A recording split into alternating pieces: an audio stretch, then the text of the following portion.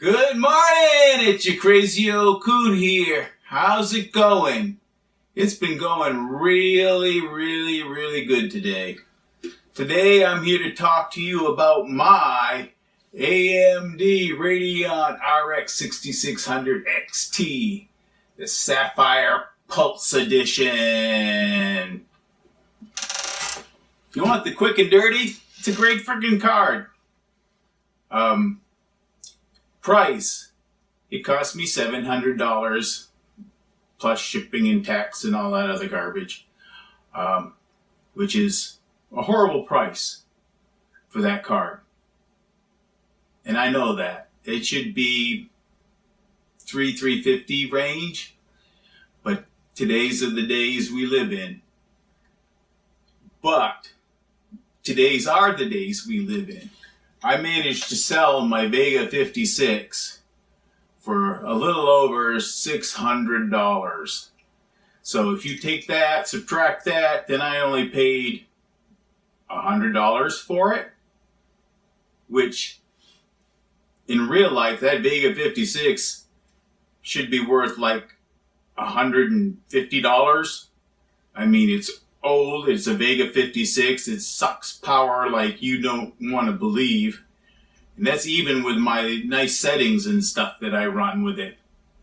This thing sips power. Everything you've heard about it is right. Under normal circumstances, my system power, that's the whole system, runs around 250. When you're pushing this and pushing the whole system, it barely broke 300 watts. So they say you need a 500 power supply. Probably to be safe, yeah. But a good 450, 400 probably would work. So that's for the introduction. Let's get on to the test results. So we're going to start off the testing with Firestrike. And I've got my Vega 56 on here just for reference to show you how much of an increase this card was. Okay, so the Vega 56 overclocked was 21% slower in Firestrike than the default. So we're going to use the default as 0. And then go up from there, percentage-wise. Undervolted, it was about 0.8%, roughly 1%. Auto overclock, that means you hit the auto and then you hit the GPU overclock button. That ran about 1.2%, roughly. And then the auto memory overclocked, which was 2400, it was a plus 4%. But put an asterisk beside that, and we'll get into that later. And then my manual overclocked, which was not the max I got out of it, but a decent overclock, was 7% faster than the default. So that made it almost 30% faster than the Firestrike. Time Spy! The Vega 56 overclocked was 28% slower. Of course, we were using the default as 0. The undervolt was 1% above. The auto overclock was 1.3% above. The auto memory overclock was 0.5% overclocked with a star. And my manual overclock was 7% faster.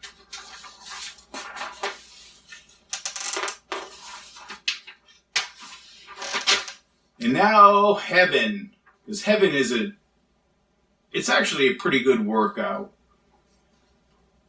Heaven, the Vega 56 overclocked was 35% slower than the default settings on the 6600 XT. The undervolt was basically equal with the default, so it's a 0 improvement.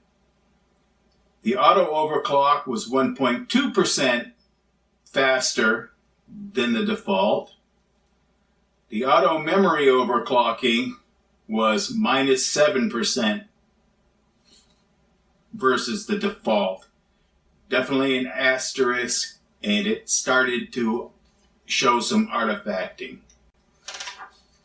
Superposition 1080p extreme. The Vega 56 overclocked was minus 24% slower than the 6600 XT default. The undervolt was plus 1% faster than the default. The auto overclock was plus 1.6% faster than the default. The auto memory overclocking was only 0.5% faster than the default with the asterisk. In the manual overclock, a plus 5% over the default. Horizon Zero Dawn. And these are with custom settings because that's how I ran my Vega 56. So to compare it with my Vega 56, I use the same settings for the rest of them, just to compare them all. So the Vega 56 overclock was 34% slower than the 6600 XT default. The undervolt was 0% faster. It was equal to the default. The auto overclocked was 1% faster, and the auto memory overclock crashed. And I double checked it, it crashed again. That's why you got all these asterisks, because don't use it. Don't use the auto memory overclock, or you could try it, but expect it to crash. It went to 2400 for a speed of the memory, and that was as far as the bar would go over. I'm surprised it ran anything. That's a 20% overclock. So on my manual overclock, I had cut it down to 2300 for a 15% overclock of the memory. And that was 7% faster than the default. Horizon Zero Dawn again, but this is ultimate quality. And of course, there is no Vega 56. So the default we're using is 0. The undervolt was minus 1%. The auto overclock was 0%. It was the same roughly as the default. And then my manual overclock was 6% faster than the default. Now, a lot of people say Ultimate is not so, most people don't run Ultimate, they back it off. So I backed it off 1, which is favor quality, and kept the same manual overclock just to see how much increase it is by dropping back on quality, and it was about 4.5%.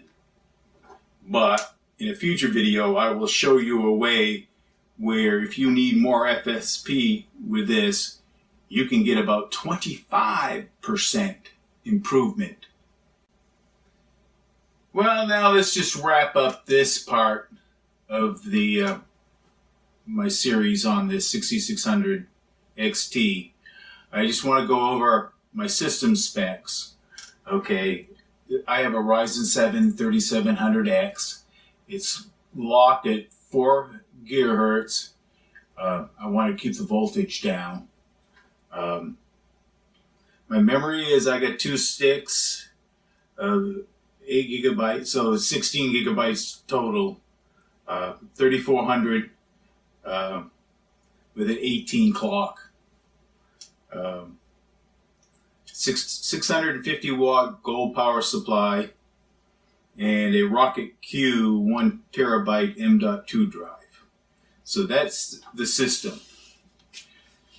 I did some research on YouTube about, other, to see if my numbers lined up with other people's numbers, and for the most part they did.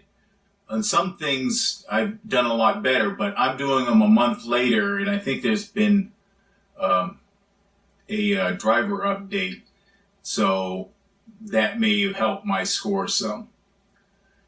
So that's a wrap for this one. My next one will be how to overclock the 6600 XT. So this is your crazy old coot wishing you a good evening.